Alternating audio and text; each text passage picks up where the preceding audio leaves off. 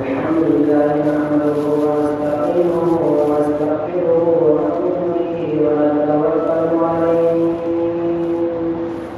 ونعوذ بالله من شرور أنفسنا ومن سيئات أعمالنا من يهده الله فلا مضل له ومن يضلل فلا هادي له أشهد أن لا إله إلا الله وحده لا شريك له وأشهد أن سيدنا ومولانا محمدا عبده ورسوله صلى الله على سيدنا محمد وعلى آله وصحبه وسلم تسليما كثيرا أما بعد فقد قال الله تبارك وتعالى في القرآن الكريم بعد أعوذ بالله من الشيطان الرجيم بسم الله الرحمن الرحيم إن الذين قالوا ربنا الله ثم استقاموا تتنزل عليهم الملائكة ألا تخافوا ولا تحزنوا وأبشروا بالجنة التي كنتم توعدون صدق الله العظيم وقال نبينا مصطفى محمد الأمين صلى الله عليه وسلم من خاف أدلج ومن أدلج بلغ المنزل على إن سلة الله غالية على إن سلة الله الجنة صدق رسول الكريم صلى الله عليه وسلم அளவற்ற அருளாளனும் நிகரற்ற அன்புடையவனுமாகிய ரப்புல் இஸ்ஸத் ஜல்ல ஜலாலுஹு வ அமனுஹு வ அலஹு அவனுக்கு புகழ் அனைத்தும் அல்ஹம்துலில்லாஹ். இந்த உலகத்திற்கு அனுப்பப்பட்ட ஒவ்வொரு மனிதர்களுடைய உள்ளங்களையும் நலவின்பால் அழைக்கக்கூடிய உள்ளமாகவும் நற்கருமங்கள் செய்வதற்கு ஆசையை தூண்டக்கூடிய உள்ளமாகவும் மாற்றுவதற்காக வேண்டி இந்த உலகத்திற்கு அனுப்பப்பட்ட நபிமார்கள் ரசூலுமார்கள் தீர்க்கதரிசிகள் அத்துணை பேர்களுக்கும் தலைவராகவும் இறுதி தூதராகவும் இந்த உலகில் உதிர்த்த பெருமானார் முஹம்மது முஸ்தபா அஹ்மது முஜ்தபா கரீம் ஸல்லல்லாஹு அலைஹி வஸல்லம் அவர்கள் மீதும் அவர்களுடைய சொல் செயல் அங்கீகாரம் அனைத்தையும் அனுவலம் தவறாமல் வாழ்க்கையில் எடுத்து செய்து வந்த உத்தம சஹாபாக்கள் தாபியீன்கள் தபவு தாபியீன்கள் நல்லவர்கள் முத்தகீன்கள் ஷஹாதாக்கள் நல்லடியார்கள் அனைவர்கள் மீதும் என்றென்றும் சாந்தியும் சமாதானம் உண்டாகும்.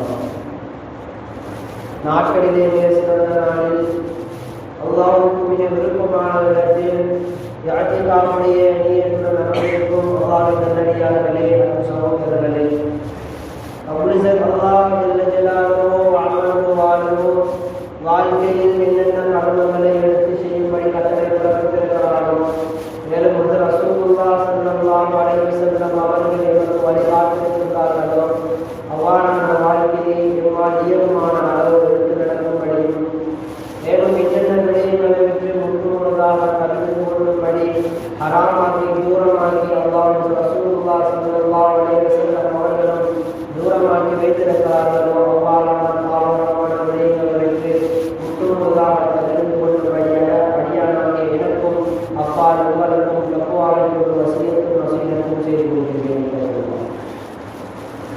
கண்ணியமான இஸ்லாமிய சகோதரர்களே, அன்பார்ந்தவர்களே, இன்று நான் மன நிம்மதி பெற எளிய வழிமுறைகள் என்ற தலைப்பில் சிறிது ஞாபகம் ஊட்டினால் மிக ஏற்றமாக இருக்கும் என்று ஆசைப்படுகிறேன். அன்பார்ந்தவர்களே, அல்லாஹ் தஆலா இந்த உலகத்தை படைத்து, இந்த உலகத்தில் ஏராளமான படைப்பினங்களை படைத்து, அந்த படைப்பினங்களிலும் கண்ணியமான படைப்பாக மனிதர்களை அல்லாஹ் படைத்திருக்கிறார். அன்பார்ந்தவர்களே, கண்ணியமாக படைக்கப்பட்ட இந்த மனிதர்கள் இந்த அற்பமான உலகத்துடைய வாழ்க்கையில் மன நிம்மதியுடன் சந்தோஷமாக ராக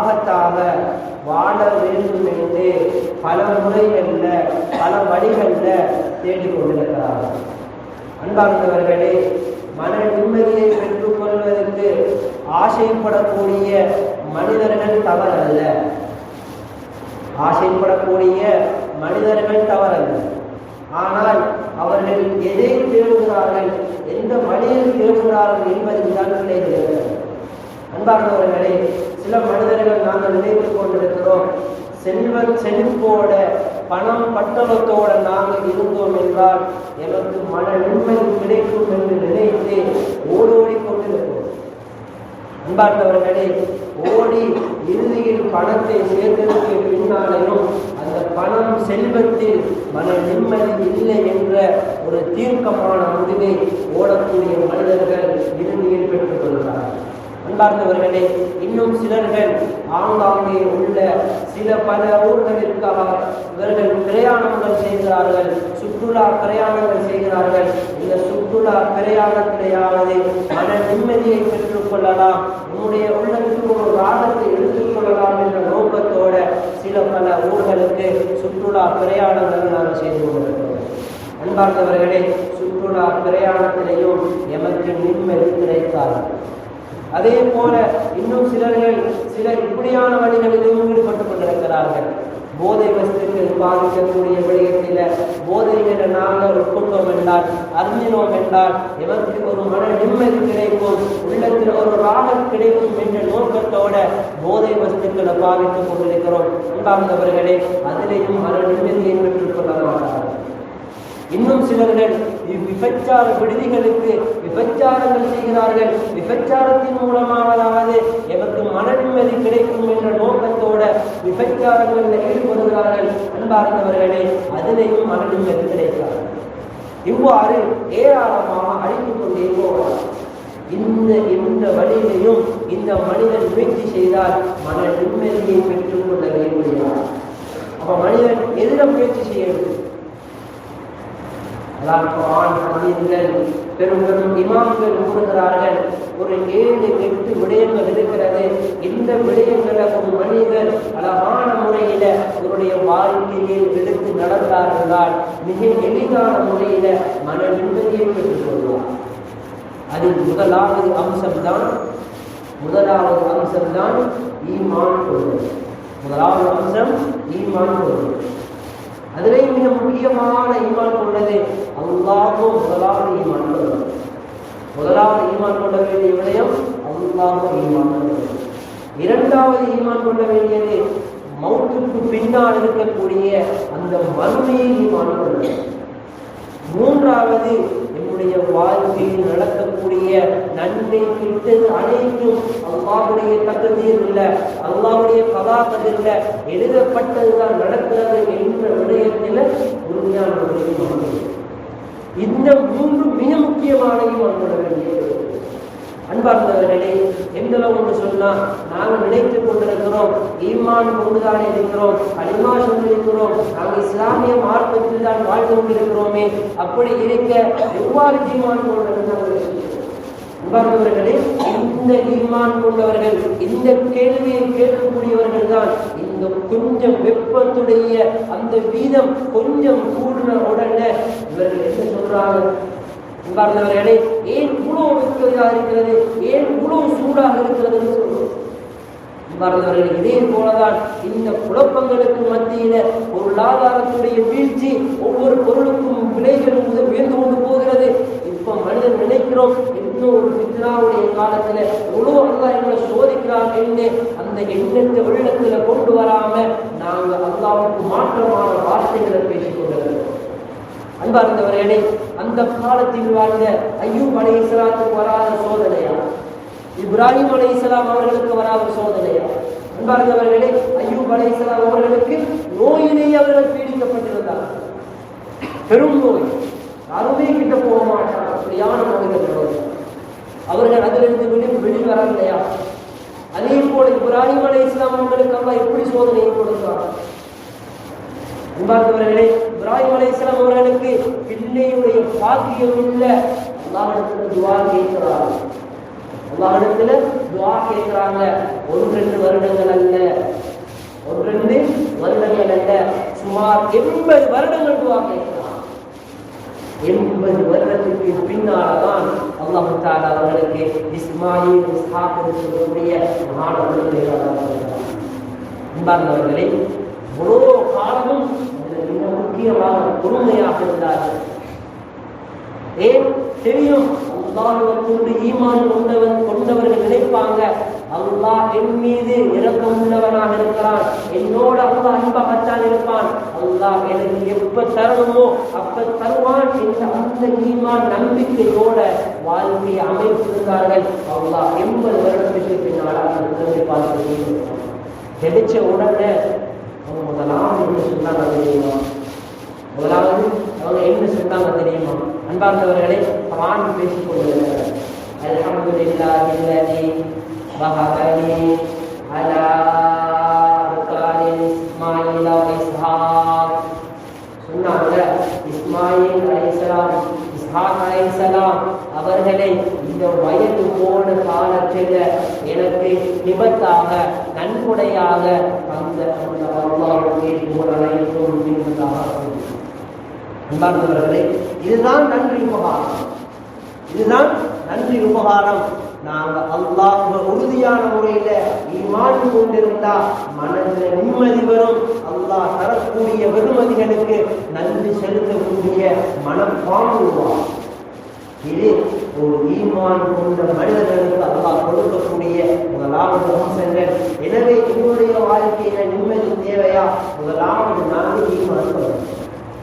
என்ன நடந்தாலும் பரவாயில்லை, உலகத்துல என்ன பிரச்சனைகள் நடக்கட்டும், பொருளாதாரத்தில் எவ்வளவு வீழ்ச்சிகள் நடக்கட்டும், ஒவ்வொரு பொருளுக்கும் பெருமதிகள் கூடட்டும், சூடு கூடட்டும், உண்டாக்குவர்களே இரோ வந்தா பகல் வராமல் இருக்கிறார், பகல் வந்தா இரோ வராமல் இருக்கிறார். அதே போலதான் ஒரு சோதனை வருதா, அந்த சோதனை இல்லாமல் போகாமல் இருக்கிறார். சூடு வருகிறதா, அந்த சூடு இல்லாமல் போகும்.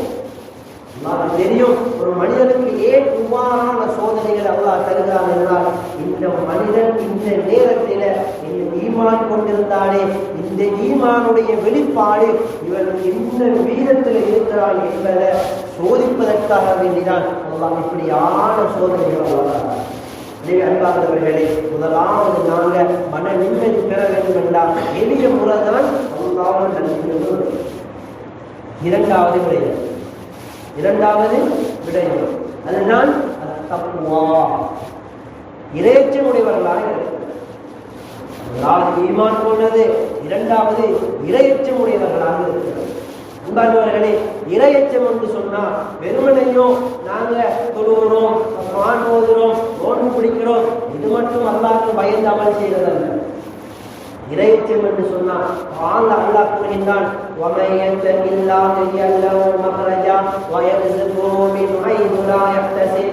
யார் அல்லாஹ்வை உண்மையாக பயப்படுகிறார்களோ, யாரு அல்லாஹ்வை உண்மையாக பயப்படுகிறார்களோ அவர்களுக்கு நாங்க மறைமுகமான முறையில இவர்களுக்கு நாங்கள் ரிஸ்க்குகளை அன்பார்ந்தவர்களே, மறைமுகமான ரிஸ்க்குகளை அல்லாஹ் தருகிறார் என்றால் அவர்கள் எப்படிப்பட்டவர்களாக இருப்பார்கள் தெரியுமா? அன்பார்ந்தவர்களே, அந்த காலத்தில் மரியம் அலைஹிஸ்ஸலாம் அவர்களுக்கு அல்லாஹ் தஆலா கூரையை உடைத்து அதிலிருந்து அல்லாஹ் அவர்களுக்கு ரிஸ்க்குகளை கொடுக்கிறார். இதுதான் உண்மையான தக்வா. நாங்கள் முயற்சி செய்கிறோம், இதன் மூலமாக கிடைக்கக்கூடிய ரிஸ்க்கும் அதுவும் தக்வாவோட முயற்சி செய்தால்தான் ஹலாலாக. அன்பார்ந்தவர்களே, இந்த தக்வா எங்கள் வாழ்க்கையிலே இருக்கிறது. இந்த தக்வா இருக்கிறது. எங்களை ஆட்கள் பார்க்கிறாங்க, எங்கள் சமூகம் நல்லா பேசுவாங்க என்பதற்காக வேண்டி அல்லாஹ்வுக்கு பயந்தவர்களை போல மக்களுக்கு முன்னால் நடிக்கக்கூடாது. அல்லாஹ்வுக்கு பயந்தவர்களை போல மக்களுக்கு முன்னால் நடிக்கக்கூடாது. அன்பார்ந்தவர்களே, நாங்கள் அல்லாஹ்வுக்கு உண்மையாக பயப்பட்டால், அல்லாஹ்வுக்கு உண்மையாக பயப்பட்டால் அன்பார்ந்தவர்களே, என்னுடைய வாழ்க்கையில நிம்மதி சந்தோஷம் அது தானாகவே வந்தது. எதுக்கு நாங்கள் செலவழிக்கவும் தேவையில்லை, ஊர்கள் விட்டு ஊர்கள் கடந்து போகவும் தேவையில்லை, போத வஸ்துக்களை ஈடுபடவும் தேவையில்லை. எங்களுக்கு மன நிம்மதி அல்லாஹ் தருவான். இது இரண்டாவது அம்சம். மூன்றாவது அம்சம் இருக்கிறது, அதுதான் நல்ல அமல்கள் செய்வது, நல்ல அமல்கள் செய்வது. அன்பார்ந்தவர்களே, எந்த அளவுன்னு சொன்னால் அல்லாஹ் பேசுகிறான், மன் அமில சாலிஹன் மின் ஸக்கரின் வ உன்ஸா வஹுவ முஃமின். யார் ஒரு ஆணோ பெண்ணோ யார் ஒரு நல்ல அமலை செய்கிறார்களோ வஹுவ முஃமின், அவர் ஈமானுடையவராக நல்ல தக்வாவுடையவராக என்ற நிலைமையில யார் ஆணோ பெண்ணோ நல்ல ஒரு அமல் செய்கிறார்களோ இவர்களுக்கு அல்லாஹ் கொடுக்கக்கூடிய கிஃப்ட் நல்லா இவர்களுக்கு மனமான வாழ்க்கையை வளர்க்கிறார். இதுதான் மனிதன் தேடக்கூடிய உண்மை, மனிதன் தேடக்கூடிய ராக, மனிதன் எதிர்பார்க்கக்கூடிய மன ஆறுதல் இதுதான். இது அல்லாஹ் கூறுகிறான், யாரும் ஈமானோட நல்ல உண்மையான நிலைமையில யார் நல்ல அமலை செய்தார்களோ இவங்களுக்கு நாங்க மனமான வாழ்க்கையை தப்சீர் ஊழியர்கள்ல கிதாபுகள்ல தப்சீர் கிரந்தங்கள்ல இந்த ஆயத்தை கீழான தப்சீர் எழுதியிருக்கிறாங்க. இந்த உலகத்திலையும் மௌத்துக்கு பின்னால இருக்கக்கூடிய வாழ்க்கையிலையும் இவர்களுக்கு நாம் மனமான வாழ்க்கையை கொடுப்போம் என்பதாக தப்சீர்கள் இருக்கக்கூடிய உலகமாக அன்பார்ந்தவர்களே, எனவே நாங்க என்னுடைய வாழ்க்கையில் செய்யக்கூடிய ஒவ்வொரு அமல்களையும் ஈமானோட செய்யணும், ராசான முறையில் செய்யணும், தக்குவாவோடு செய்யணும். தான் செய்யக்கூடிய சதகாவாக இருக்கலாம், தான் செய்யக்கூடிய ஒரு நல்ல அமலாக இருக்கலாம், மற்றவர்களுக்கு தெரியாமல் கொடுத்தால்தான், தெரியாமல் செய்தால்தான் அல்லாஹ் உங்களுக்கு மனமான வாழ்க்கையை தருவார். அன்பார்ந்தவர்களே, குடும்பத்தில் நோய்கள் வந்திருக்கிறதா, கடன் சுமைகள் வந்திருக்கிறதா, ஏதாவது என்னுடைய வியாபாரத்தில் ஒத்து வந்துட்டா, இந்த குடும்பத்துக்குள்ள ஏதாவது ஒரு பிரச்சனை வந்துட்டா, அன்பார்ந்தவர்களே யாருக்குமே தெரியாமல் சின்ன ஒரு ஹதியாக யாராவது கொடுத்துட்டு துவா கேட்டு பாருங்கள். அன்பார்ந்தவர்களே, இந்த சோதனையை இந்த கஷ்டத்தை இல்லாமல் ஆக்கி விடுவான், என்னுடைய பிசினஸ்ல உள்ள அந்த நஷ்டத்தை அல்லாஹ் இல்லாமல் ஆக்கி விடுவான். அன்பார்ந்தவர்களை செய்யக்கூடிய நாங்க ஈமானோட யாருக்குமே தெரியாம அல்லாஹ்வுக்காக செய்தால் மாத்திரம்தான் இந்த நிம்மதி. இப்ப நாங்க பார்க்கலாம், சில காணொலிகள்ல சில வீடியோக்களை நாங்க பார்த்திருப்போம், முஸ்லிம் அல்லாத அழிஞ்சவர்களான அவங்க ஒருவருக்கு உதவி செஞ்சுட்டு அந்த உதவி செய்யப்பட்டவருடைய முகத்தில் வரக்கூடிய சந்தோஷத்தை பார்த்து இவங்க நிம்மதியாகிறார். இதே போலதான் நாங்க எங்களுக்கு கீழே இருக்கிற கஷ்டப்பட்டவர்களுக்கு எங்களான ஏராளமான கொஞ்சம் சின்ன உதவியை செய்தது அவர்களுடைய முகத்தில் வரக்கூடிய சந்தோஷம், அந்த துஆ எங்களுடைய வாழ்க்கையில நிம்மதி சேர்ப்பார்.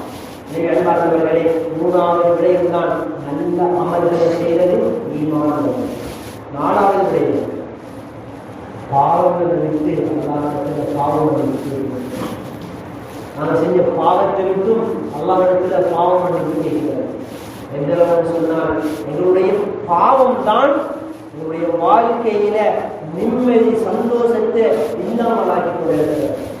இப்னு அப்பாஸ் ரலியல்லாஹு தஆலா அன்ஹு அவங்க ஒரு ஹதீஸில் விளங்கப்படுத்துறாங்க, பாவம் செய்யக்கூடிய ஒரு மனிதன் 5 விதமான விஷயங்களுக்குள்ள உள்ளாக்கப்படுகிறார்.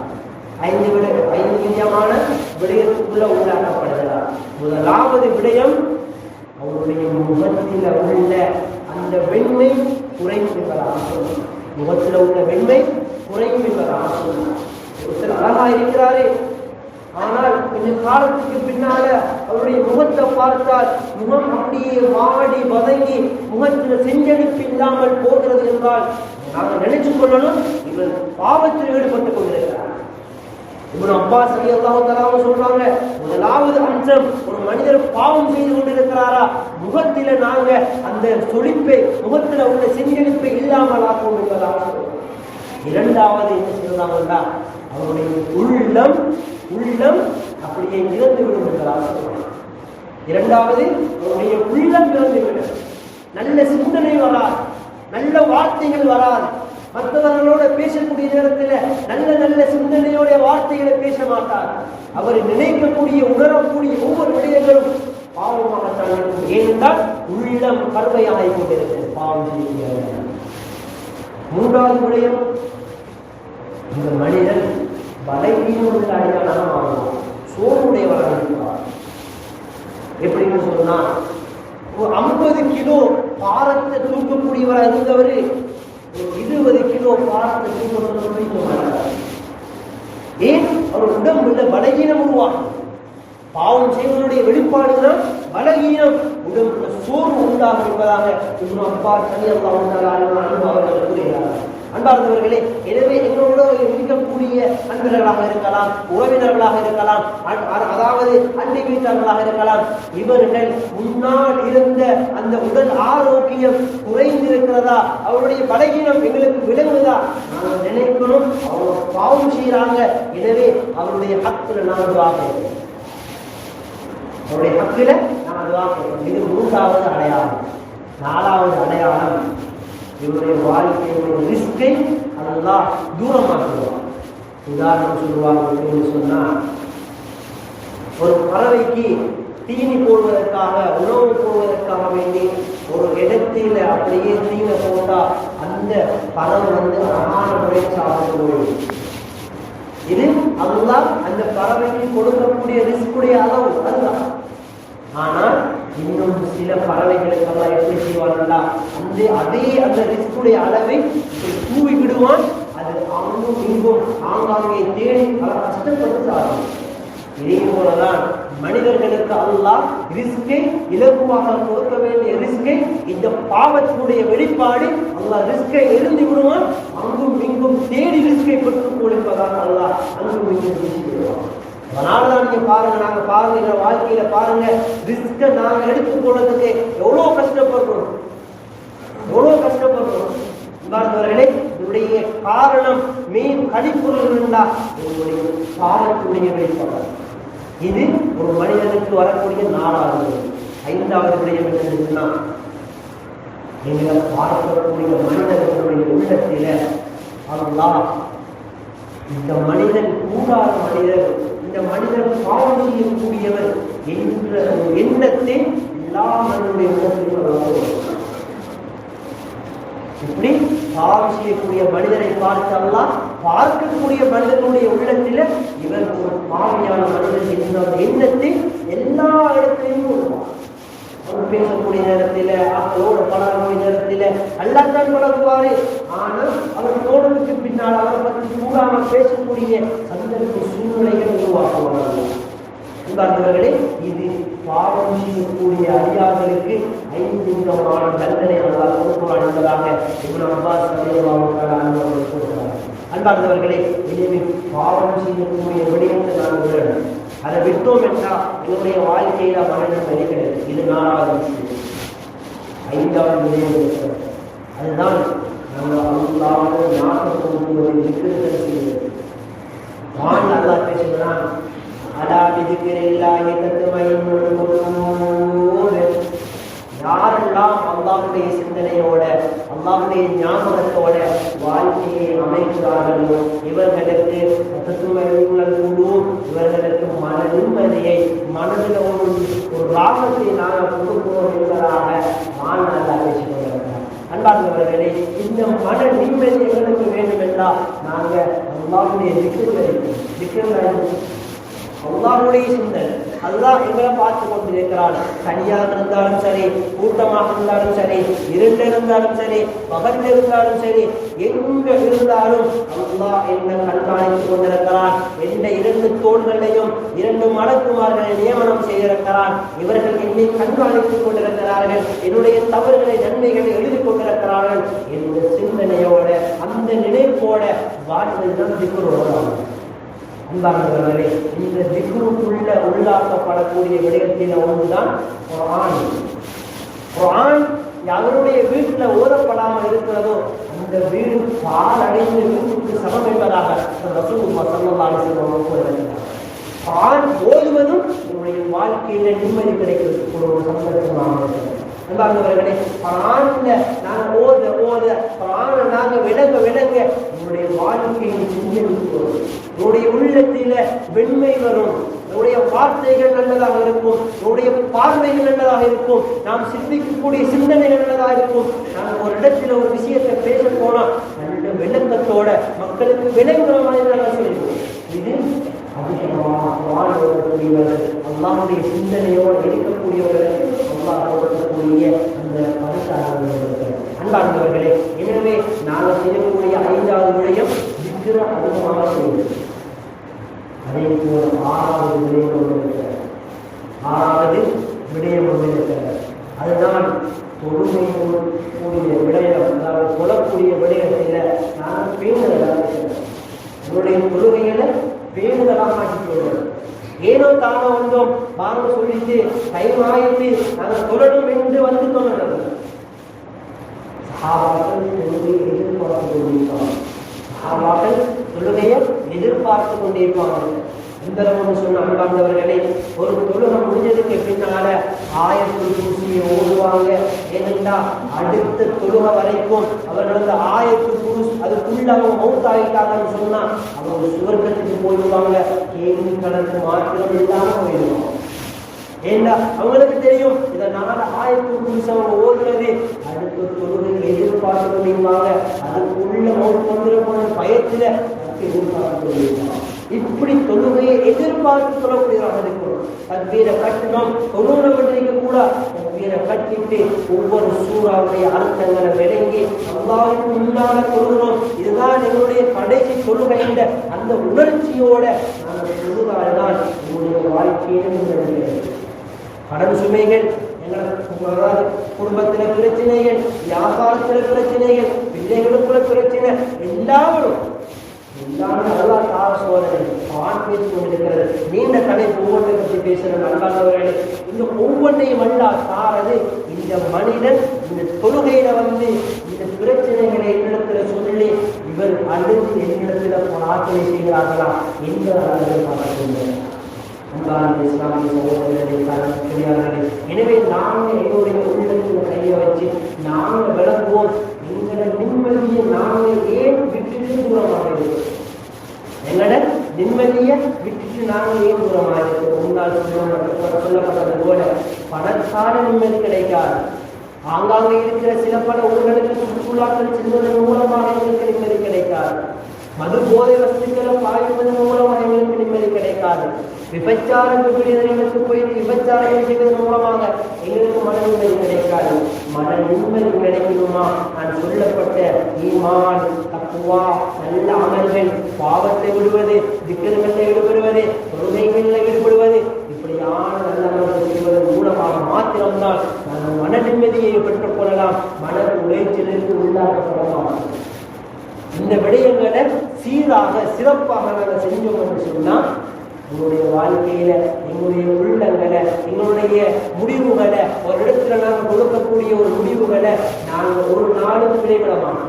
நாங்கள் சொல்லக்கூடிய வார்த்தைகள் சரியாக இருக்கும், நாங்கள் பார்க்கக்கூடிய பார்வைகள் சரியாக இருக்கும், நாங்கள் சிந்திக்கக்கூடிய சிந்தனைகள் சரியாக இருக்கும். அன்பார்ந்தவர்களே, 2 விதமான அறிவுகளை அல்லாஹ் கொடுக்கிறான். ஒன்று இல்முல் கஸ்பி, இன்னொன்று இல்முல் வஹ்பி. இல்முல் கஸ்பி என்று சொன்னால் கேட்டு படிக்கிற விடயம். ஒரு இடத்துல நாங்கள் உதாரணத்துக்கு நாங்கள் ஒரு இன்ஜினியராக இருக்கிறோம். இப்போ நாங்கள் ஒரு இடத்துல ஒரு கட்டடத்தை கட்ட போறோம் என்று சொன்னால் நாங்கள் இந்த இடத்துல இந்த ஒரு கட்டடம் கட்டப்பட்டிருக்கிறது, இந்த அமைப்புல இந்த வரைவை தீர்க்கிறாங்க, இதே போல நாங்கள் தீர்வோம் என்று சொல்றது இல்முல் வஹ்பி அல்ல, இல்முல் கஸ்பி. இது ஒரு இடத்தை பார்த்து செய்யறது. இப்ப நாங்க ஒரு ஃபங்க்ஷன் நடத்த போறோம், ஒரு சின்ன ஒரு கூட்டம் நாங்கள் நடத்த போறோம் என்று சொன்னா நாங்க சொல்றது அந்த இடத்துல விதயமாய் அவங்க செஞ்சாங்க, அதே போல நாங்க செய்வோம் என்று சொல்றது. இது இல்முல் கஸ்பி. நாங்க ஒரு இடத்தை பார்த்து ஒரு இடத்துல படிச்சதை நாங்க சொல்ற அறிவு. இது எல்லா மனிதர்கள் இருக்கக்கூடிய இல்முல் கஸ்பி. ஆனால் இல்முல் வஹ்பி என்று சொன்னா இது யாருமே இப்படியான வரைபடம் இருக்க மாட்டாங்க, யாருமே இப்படியான ஒரு கூட்டத்தை ஆர்கனைஸ் பண்ணிக்கிற மாட்டாங்க. அப்படியான ஒரு புதிய ஒரு உணர்ச்சியை ஒரு சிந்தனை அல்லாஹ் தருவான். இதுதான் இல்முல் வஹ்பி, அல்லாஹ் தரக்கூடிய அறிவு. இது அல்லாஹ் யாருக்கு கொடுப்பான் தெரியுமா? இந்த அறிவை யாருக்கு அல்லாஹ் கொடுப்பான் தெரியுமா? நான் முன்னால் சொன்னேன், செஞ்சுட்டு பாவத்தை விட்டு ஈடுபடுறாங்க. இப்படியான இல்முல் வஹ்பின்னு சொல்லுவாங்க. கொடுக்கப்பட்ட ஒரு அறிவு. அது இன்றைய காலத்தில் இருக்கக்கூடிய மனிதர்களுக்கும் அல்லாஹ் தருவாங்க. கொடுத்து கொண்டு இருக்கிறாங்க. பாருங்க, ஒரு விடயத்தை உருவாக்கக்கூடிய ஆரம்பத்தில் ஒரு ஆலோசனையை சொல்றாங்க, அது அதுக்கு முன்னால எங்கேயும் இருக்காது, புதுசாக இருக்கும். எனவே இப்படியான நல்ல அறிவுகளை பெற்று அல்லாஹ்வுடைய இணைநேசர்களாக ஆகி நாங்கள் மன நிம்மதியோட இந்த சோதனையுடைய காலத்திலையும் பொறுமையோட ஐயூப் அலைஹிஸ்ஸலாம் பொறுமையாக இருந்தது போல இப்ராஹிம் அலைஹிஸ்ஸலாம் பொறுமை இல்லாமல் பொறுமை 80 வருஷம் இருந்தால் நாங்கள் கொஞ்ச காலம் பொறுமையாக இருக்கும். இந்த வெயிலுடைய இந்த சூழ்நிலை கஷ்டமாக இருக்கும், மழை இல்லாமல் இருக்கு, கொஞ்சம் கஷ்டம். இந்த பொருளாதார பிரச்சனை இருக்கு, ஒவ்வொருடைய விலைகளும் கூட இருக்கு, எனக்கு வரக்கூடிய வருமானத்தை விட அதனுடைய செலவுகள் கூட இருக்கு, எனக்கு தெரியும். ஆனால் கொஞ்சம் பொறுமையாக இருப்போம், அல்லாஹ்விடத்தில் பிரார்த்தனை செய்வோம், பொறுமையாக ஈமானோட நல்ல செஞ்சு பாவத்தை விட்டு என்னுடைய மனநிலை நிம்மதியை கொண்டு வந்து நாங்கள் அல்லாஹ் விரும்பக்கூடிய அடியானாக மாறக்கூடிய சந்தர்ப்ப சூழ்நிலைகளை அவங்களுடைய பாவங்களை மனு தெரியாதா, தெரிஞ்சோ தெரியாமல் எவ்வளோ பாவங்கள் செஞ்சிருக்கிறோம் யாரா, நீ அறிந்தவனாக இருக்கிறாயாங்களா, இந்த பாவத்துடைய வெளிப்பாடு அறியாதா, எங்களுக்கு நிம்மதி இல்லாமல் தந்திருக்கிறாயாங்களா, நாங்கள் எங்கள் பாவத்தை விட்டு தூரமாக தெரியாதா, பாவத்தை கண்ட விருப்பத்தை தெரியாதா, மனதில் நிம்மதியை தந்திரியாதா, நல்ல சிந்தனைகளை தந்திரியாதா, குடும்பத்துக்காக வேண்டி எங்களுக்காக வேண்டி துவா கேட்கக்கூடிய சூழ்நிலைகளை ஏற்படுத்த முடியாதா. அது ரசூல் ஸல்லல்லாஹு அலைஹி வஸல்லம் அவங்க என்ன நலமான துவாக்கள் கேட்டாங்க யாரா, அப்படியான நலமான துவாக்களை எங்களுக்கு சம்பூர்ணமாக கொண்டு தெரியாதா, எப்படியான விடயத்தை விட்டு பாதுகாப்பு கேட்டாங்க யாரா, அப்படியான பாவகரமான விடயத்தை விட்டு எங்களை பாதுகாக்க தெரியாதா. இந்த துவாவுடைய அனுபவம் பொருட்கள் பூசியாதா துவாப்பட்டு ஆலமீன். அல்ஹம்துலில்லாஹ் அல்ஹம்துலில்லாஹி ரப்பில் ஆலமீன் வஸ்ஸலாத்து வஸ்ஸலாமு அலா அஷ்ரஃபில் அன்பியாஇ வல் முர்சலீன் அம்மா பஅத்.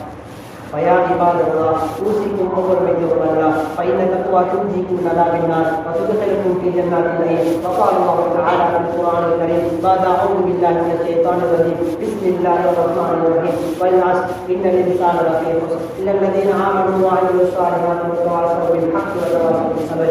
صدق الله العلي العظيم. وقال نبينا مصطفى محمد الكريم صلى الله عليه وسلم الكيس من دار نفسه واعمل لما بعد الموت والعاجز من اتبع نفسه هواها وتمنى على الله. صدق رسول الكريم صلى الله عليه وسلم. بارك الله لكم بالقران العظيم ونفعنا بالآيات وذكر الحكيم. اقول قولي هذا استغفر الله ولكم ولجميع المسلمين من كل ذنب فاستغفروه انه هو الغفور الرحيم.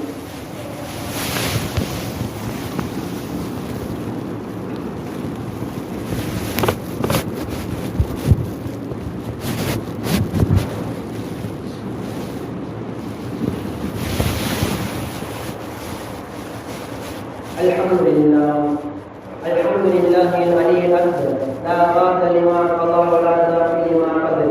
احمده حمدا كثيرا واشكره شكرا جزيلا واستعينه واستغفره واتوب اليه وما صدر. اشهد ان لا اله الا الله وحده لا شريك له واشهد ان محمدا عبده ورسوله. فيا عباد الله اتقوا الله حق تقاته ولا تموتن الا وانتم مسلمون واعتصموا بحبل الله جميعا ولا تفرقوا واعلموا ان اصدق الحديث كتاب الله وخير الهدي هدي محمد صلى الله عليه وسلم وشر الامور محدثاتها وكل محدثه بدعه وكل بدعه ضلاله. وعليكم جماعه المسلمين ومن سدهم شر في النار. واخر النبي واعلموا هذه فقد امركم الله في قوله تعالى ان الله وملائكته يصلون على النبي يا ايها الذين امنوا صلوا عليه وسلموا تسليما. اللهم صل على محمد اللهم على الاربعه الخلفاء ائمه الحنفاء ابو بكر وعمر وعثمان وعلي رضي الله تعالى عنهم وعن سائر صحابته والتابعين ومن تبعهم باحسان الى يوم الدين. اللهم اعز الاسلام والمسلمين اللهم اعز الاسلام والمسلمين اللهم احفظ الاسلام والمسلمين واذل الشرك والكفره والمشركين ودمر اعداءك اعداء الدين فانصرنا على القوم الكافرين. اللهم اغفر للمؤمنين والمؤمنات والمسلمين والمسلمات الاحياء منهم والاموات العباد إنك قريب مجيب الدعوات. اللهم أجرنا من النار، اللهم أجرنا من النار، اللهم أجرنا من النار. اللهم لا تشوي خلقنا بالنار فإنها بئس الدار بئس المصير. ربنا اغفر لنا ولإخواننا الذين سبقونا بالإيمان ولا تجعلنا في قلوبنا غلا للذين آمنوا ربنا إنك رؤوف رحيم. عباد الله رحمكم الله، إن الله يأمركم بالعدل والإحسان وإيتاء ذي القربى وينهى عن الفحشاء والمنكر والبغي يعظكم لعلكم تذكرون. فاذكروا الله يذكركم واشكروا على نعمه يزدكم ولذكر الله أكبر والله يعلم ما تصنعون.